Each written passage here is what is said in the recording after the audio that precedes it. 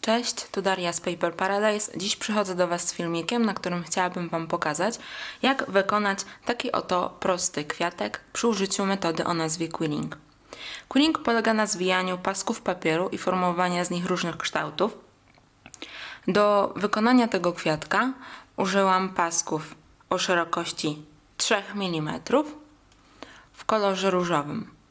Paski możecie pociąć sami z dowolnego papieru lub kupić gotowe już paski. Ja w tej chwili korzystam z pasków firmy Enitan. Poza paskami papieru do wykonania takiego kwiatka przyda Wam się igła do quillingu, szablon rozmiarów i oczywiście klej. Klej, którego w tej chwili używam, wygląda tak i dostępny jest między innymi w Empiku. Przechodzimy do wykonania naszego kwiatka. Pasek papieru umieszczamy w igle, a następnie zwijamy.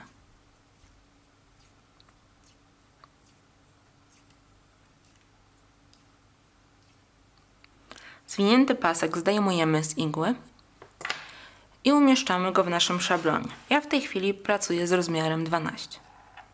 Wkładamy nasz pasek i pozwalamy mu się rozwinąć. Następnie chwytamy w dłonie i zaciskamy z jednej strony. Powstaje taka oto łezka, czyli nasz pierwszy płatek.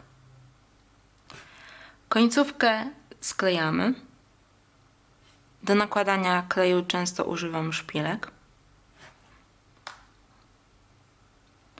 Zaciskamy i nasz pierwszy płatek jest już gotowy. Aby stworzyć taki kwiatek, potrzebujemy 5 płatków.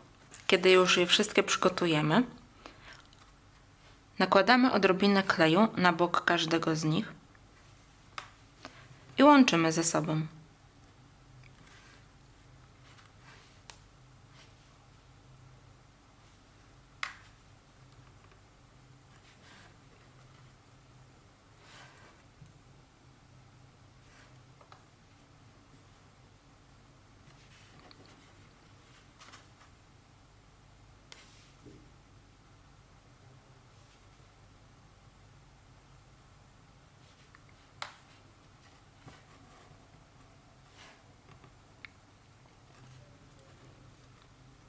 Nasz kwiatek jest gotowy.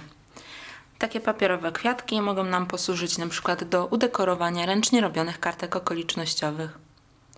Mam nadzieję, że filmik Wam się spodobał. Jeśli tak, zostawcie kciuk w górę. Możecie również zasubskrybować mój kanał, aby być na bieżąco z nowościami. Mam nadzieję, że już za chwilę stworzycie swoje papierowe kwiatki. Na dziś to już wszystko. Do zobaczenia w następnym filmie.